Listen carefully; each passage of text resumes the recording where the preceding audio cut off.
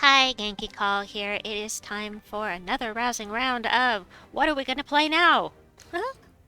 Stormcaller class trial for February 9th, 2023.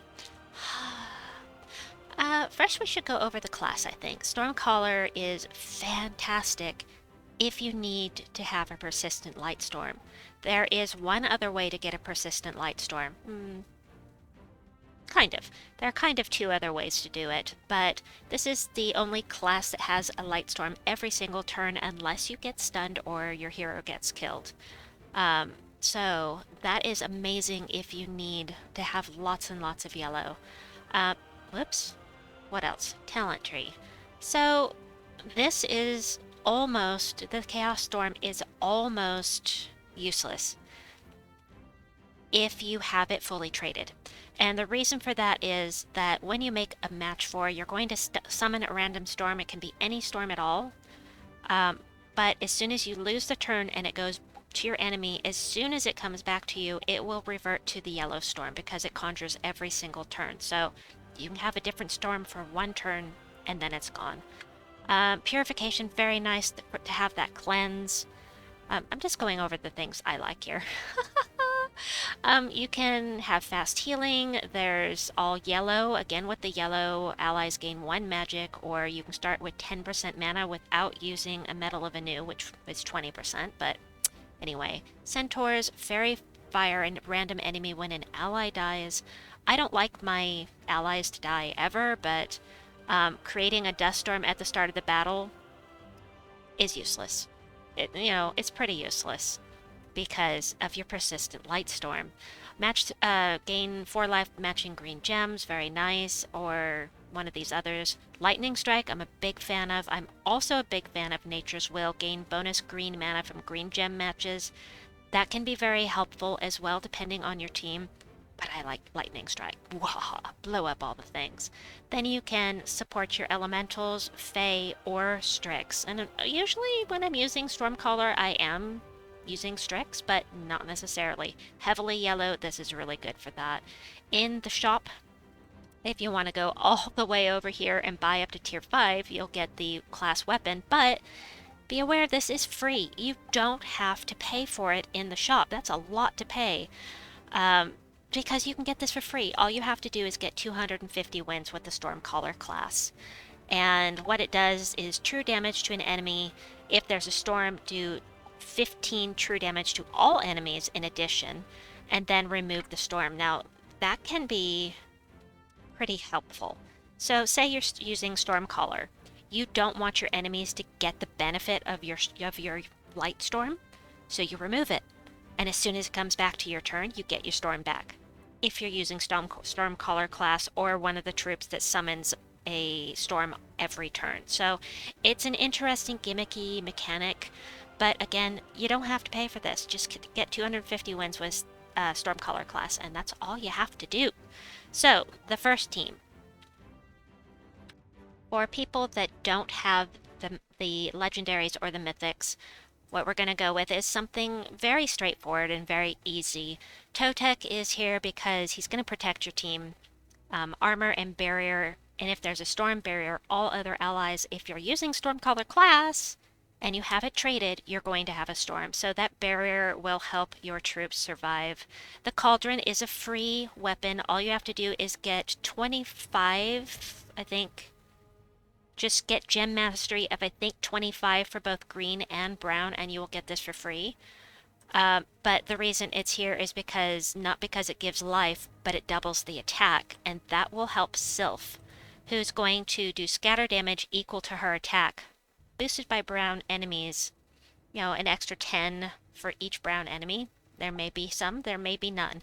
But the thing is, it's boosted by her attack, so if you double her attack, you're doubling how much...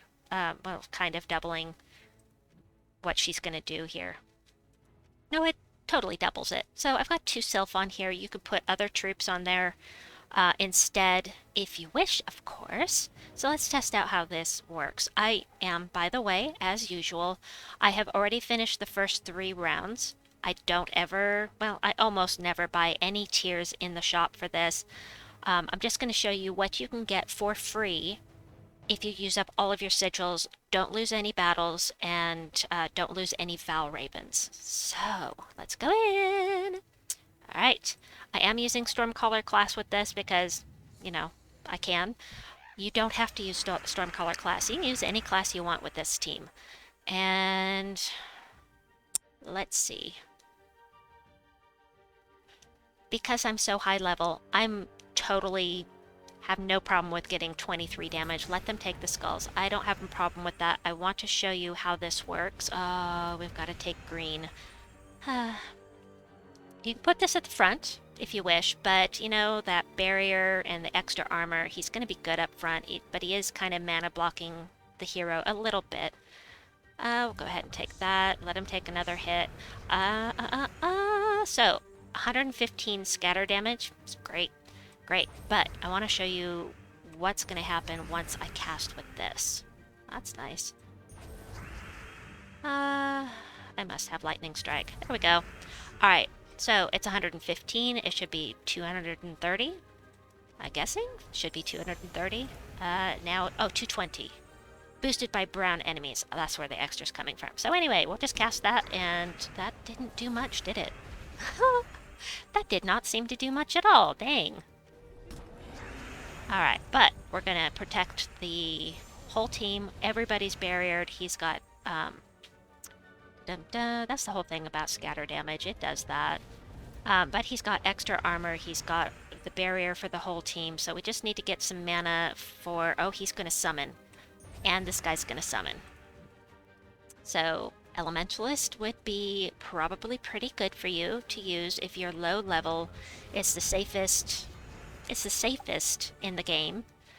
Safest class because of the stun and the entangle and the freeze. And if this guy is stunned, he won't summon the Drake. At this point, I'm going to have to fight one more troop. Because of that. Why is there so much red? Because of you. Okay, so this is going slowly. Alright, well, you know, when you're lower level, things aren't as comfortable as when you're higher level. And things do get a lot easier when you've got a high magic and whatnot. So we'll go ahead and do this. We'll do that. There we go. Coolio. Got it done. Let me go grab the next team for you folks. Bum bum bum. Did not have it set up. Grabbing the next team. Next up are two teams with Legendaries, and I do have a preference here.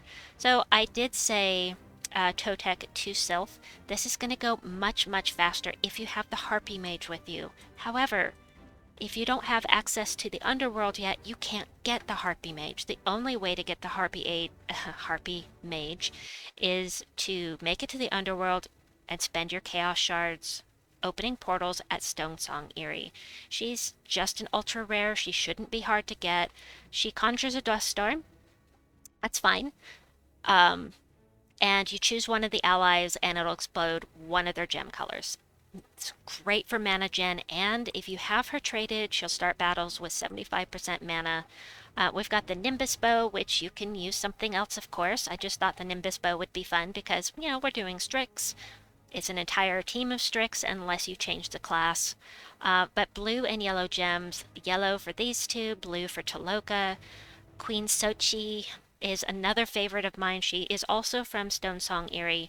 Does damage to all enemies, and if there's a storm, explode 5 gems. So she's extra mana gem, and she does damage to all enemies. She's just a fantastic troop. I think one of the unsung heroes of just Legendaries in general. She's really good. And then Taloca's okay. He's got that scatter damage. If there's a storm, he'll deal triple damage. So I recommend leaving this on Stormcaller unless you decide, or unless you don't have Queen Xochi, and you can put High Priestess Chazka on there, and then you'll have the storm. But let's take this in. You will only need one match of yellow or red to get Harpy Mage going and get some mana. And of course, there we go. I was going to say. Okay, so it looks like we're mostly yellow and brown here. Yep, we're just going to cast on Xochi because she has the mana we're looking for. I'm going to go ahead and cast this just so you can see how much mana we end up when we do that. Most of the time it will loop, Didn't this time, but let's see how this triple damage scatter damage does. It went okay. At lower levels, it's fine. Next up, we have, let me grab the code. We're going to use Chazka this time. Edit, manage, paste. Okay, so here we go. Harpy Mage with Queen Xochi, this time with High Priestess Chazka for her persistent light storm, meaning you don't have to use Stormcaller class. You can use any class you want, and you're still going to have the yellow storm. I did put Orb of Winter here, but later on, if you decide to pursue higher levels in the class trial, switch this to the Rope Dart. Rope Dart is going to be fantastic for this team, but early on, you really don't need it. You've got plenty of mana gen here and here. Until you need the safety of the Rope Dart, you don't really need to do that. And once the Orb of Winter has cast, it self-enchants. As long as you have it leveled up, it will self-enchant. So I love the Orb of Winter, I really do. And I have a half mana start right now because I'm using Frost Mage class. There are plenty of classes that will give you a 50% mana start. You could use Geomancer, you could use Titan if you need the protection of something with Rock Solid. Either one of those will be great, but it's entirely up to you what class you use for this. But we're going to go ahead and do this because we've got that storm. Let's get some extra mana here, and then we're going to cast with Chazka. Just like that. It's so fun. Good team. I like that team. Alright, next up, one more team. You know I had to bring Phoenicia in. I love my Phoenicia. So, for the last two battles, we're going to bring in Phoenicia, but you will have to use Sunspear to get the double damage for Phoenicia. She only has double damage if there's a firestorm. It's the only way to get the firestorm in here, unless you take Garuda with you. You could take Garuda, but then you would lose Harpy Mage as a mana generator. We have lots of mana gen here. We've got the Staff of Storms. This is in the Soul Forge right now. I love this thing. Absolutely recommend getting it. It's fantastic. And especially fantastic because it self-enchants, and I do love my self-enchanting weapons.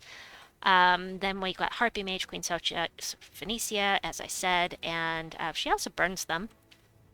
And with Sunspear, if you have it maxed out, I mean, you know all this already if you have if you have this maxed out, but Fireblade, triple skull damage to burning enemies. Wahaha! We love that. Alright, anyway, I will stop digressing. There's something very important I need to tell you about this team, and that is, pay attention to your storm. Make sure this is red before you cast with Phoenicia, because if you cast the Harpy Mage, it's going to switch storms. It will switch to the Dust Storm for one turn. So, let me see if I can give you an example here. Maybe not on this battle. Maybe I have to do it next time.